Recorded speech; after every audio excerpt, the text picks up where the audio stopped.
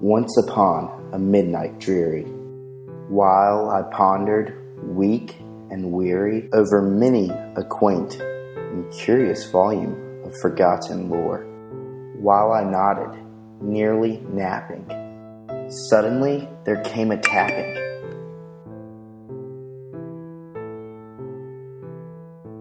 As of someone gently rapping at my chamber door. "'Tis some visitor," I muttered, tapping at my chamber door. Only this, and nothing more. Distinctly I remember, it was in the bleak December, and each separate, dying ember wrought its ghost upon the floor. Eagerly I had wished the morrow, vainly I had sought to borrow.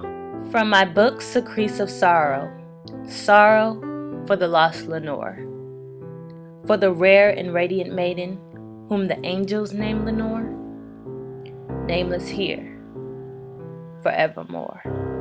And the silken, sad, uncertain rustling of each purple curtain thrilled me, filled me with fantastic terrors never felt before, so that now, to still the beating of my heart, I stood repeating, "'Tis some visitor, entreating entrance at my chamber door. Some late visitor, entreating entrance at my chamber door."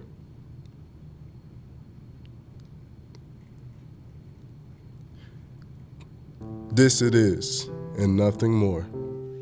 Presently my soul grew stronger, hesitating then no longer.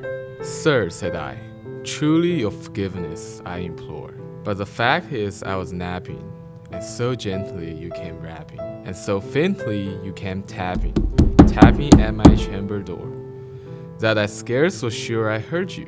Here I opened wide the door. Darkness there, and nothing more." Deep into that darkness peering, long I stood there, wondering, fearing, doubting dreams no mortal had ever dared to dream before. But the silence was unbroken, and the darkness gave no token. And the only word there spoken was the whispered word Lenore. This I whispered, and an echo murmured back the word Lenore. Merely this, and nothing more. Back into my chamber turning, all my soul within me burning. Soon again I heard a tapping, somewhat louder than before. "Surely," I said, "surely that is something at my window lattice. Let me see then what thereat is, and this mystery explore.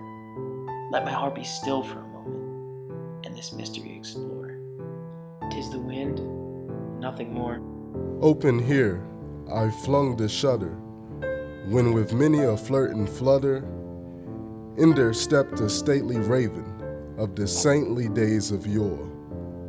Not the least obeisance made he, not a minute stopped or stayed he, but with mien of lord or lady, perched above my chamber door, perched upon a bust of Pallas just above my chamber door, perched and sat, and nothing more.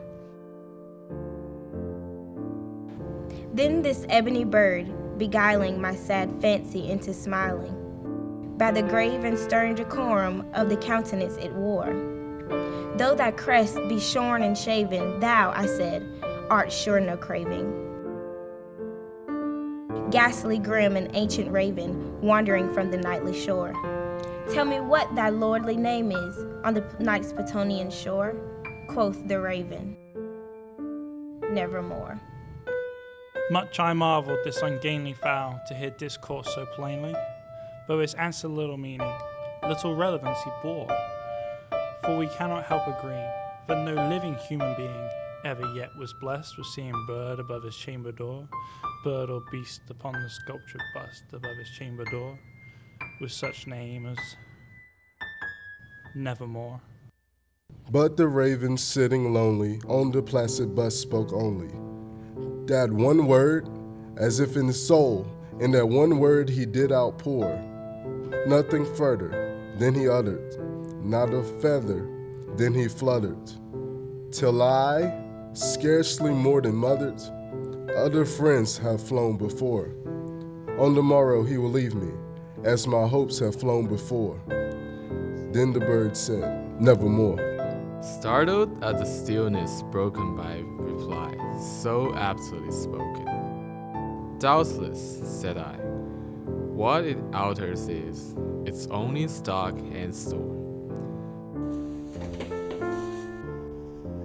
Caught from some unhappy master, whom a merciful disaster followed fast and followed faster, till his sons one burden bore. Till the dirges of his hope that melancholy burden bore, of never, nevermore.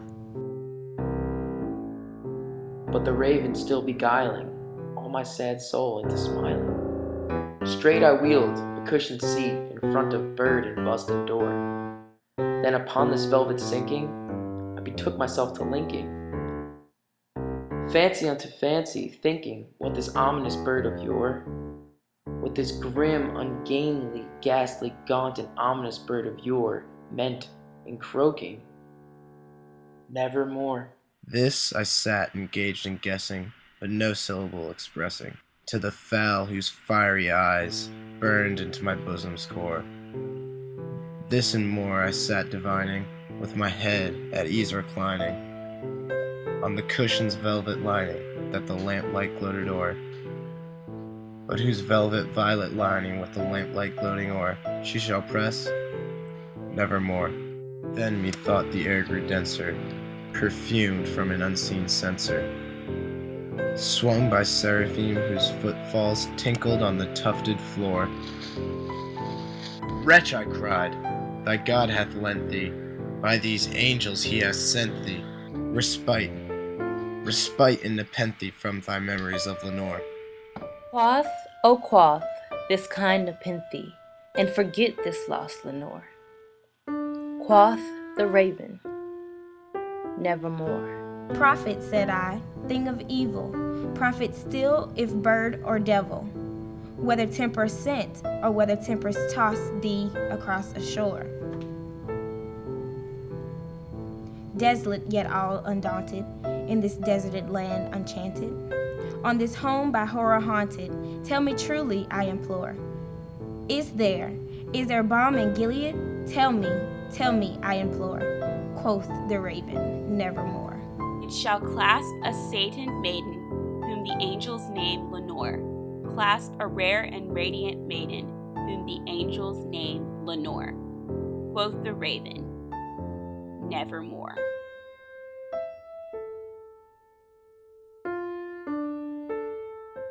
Be that word or signing parting, bird or fiend, I shrieked upstarting.